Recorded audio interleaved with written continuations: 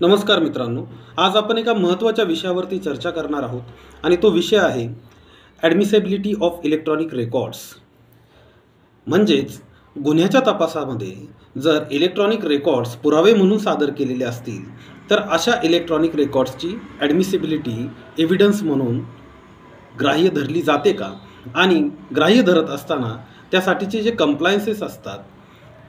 ते कोणते कंप्लायन्सेस करणं गरजेचं आहे। मित्रांनो, भारतीय साक्ष अधिनियम सेक्शन 63 किंवा आधीचा आपला इंडियन एव्हिडन्स ॲक्ट यामधील सेक्शन 65B नुसार इलेक्ट्रॉनिक रेकॉर्ड पुरावे म्हणून सादर करत असताना सेक्शन 65Bचं सर्टिफिकेट म्हणजेच सेक्शन 63 BSAच्या अंतर्गत असणारं सर्टिफिकेट सबमिट करणं गरजेचं आहे। तर हे सर्टिफिकेट नक्की काय असतं? तपासाच्या कामामध्ये समजा एखाद्या फिजिकल इंजुरीच्या गुन्ह्यामध्ये बॉडीली हार्ममध्ये हर्टमध्ये जर तपासी अधिकाऱ्यांनी फोटो इलेक्ट्रॉनिक डिव्हाइसमधून काढलेले फोटो जर पुरावे म्हणून सादर केलेले असतील तर अशा इलेक्ट्रॉनिक डिव्हाइसमधून सादर केलेल्या फोटोंची ॲडमिसिबिलिटी सिद्ध करण्यासाठी ते फोटो ज्या डिव्हाइसमधून सादर केलेले आहेत त्या डिव्हाइसचे 65B सर्टिफिकेट म्हणजेच BSA सेक्शन 63च्या अंतर्गत जे सर्टिफिकेट मॅन्डेटरी केलेलं आहे ते सर्टिफिकेट देणं गरजेचं आहे। तर हे सर्टिफिकेट नक्की काय असतं? उदाहरणार्थ, जर एखाद्या तपासी अधिकाऱ्यानं स्वतःच्या मोबाईलमधून गुन्ह्याचा तपास करत असताना विक्टिमच्या इंजुरीजचे फोटोग्राफ्स घेतलेले असतील तर अशा केसमध्ये त्या तपासी अधिकाऱ्याला त्याने कोणतं डिव्हाइस वापरलं, ते डिव्हाइस वापरत असताना त्याचा मेक अँड मॉडेल काय होता, त्याचा IMEI नंबर काय होता,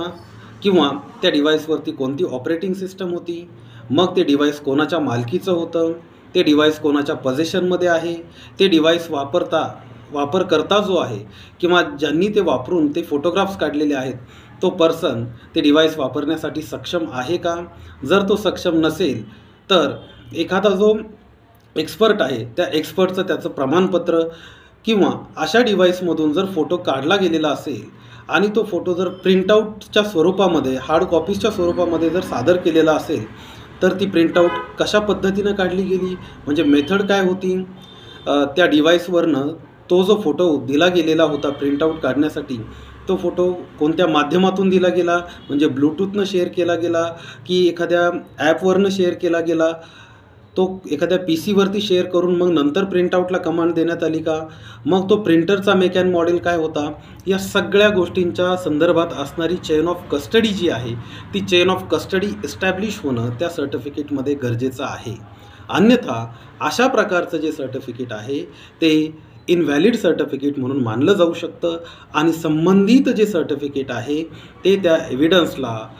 पूर्णत्व प्राप्त करून देण्यासाठी किंवा ऑथेंटिसिटी प्राप्त करून देण्यासाठी सफिशियंट मानलं जाऊ शकत नाही आणि अशा प्रकारचे जे असणारे एव्हिडन्सेस आहेत ते कोर्ट पुरावा म्हणून ग्राह्य धरू शकत नाही। म्हणून मित्रांनो, जेव्हा केव्हा कोणावरती जर चार्जशीट फाईल झालेली असेल त्या चार्जशीटमध्ये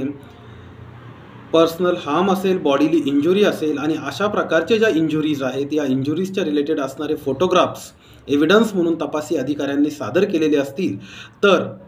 चार्जशीटमध्ये आपण नक्की पाहावं की अशा प्रकारचे जे एव्हिडन्सेस आहेत त्याचे फोटोग्राफ्स कोणत्या डिव्हाइसमधून काढले गेलेले आहेत, त्या डिव्हाइसचं मी सांगितल्याप्रमाणे असणारं जे 65Bचं सर्टिफिकेट आहे किंवा BSA 63चं जे सर्टिफिकेट आहे ते प्रॉपरली अटॅच केलं गेलेलं आहे का।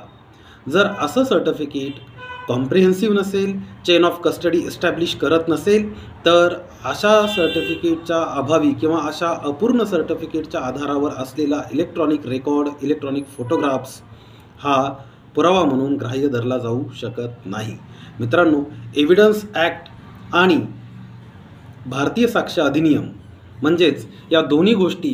जेव्हा पुरावे सादर केलेले असतात त्या पुराव्यांच्या पूर्ततेसाठी यांचा कंप्लायन्स होणं अतिशय गरजेचं असतं। आजच्या व्हिडिओमध्ये इतकंच। एव्हिडन्स ॲक्ट इलेक्ट्रॉनिक रेकॉर्ड्स त्याची ॲडमिसिबिलिटी याबद्दल आणखीन काही व्हिडिओज डिटेलमध्ये हवे असतील तर मी नवीन आणखीन काही व्हिडिओज तुम्हाला बनवून यावरती माहिती देण्याचा प्रयत्न करेल। हा व्हिडिओ तुम्हाला कसा वाटला, यातील माहिती तुम्हाला आवडली का हे नक्की मला कळवा। धन्यवाद।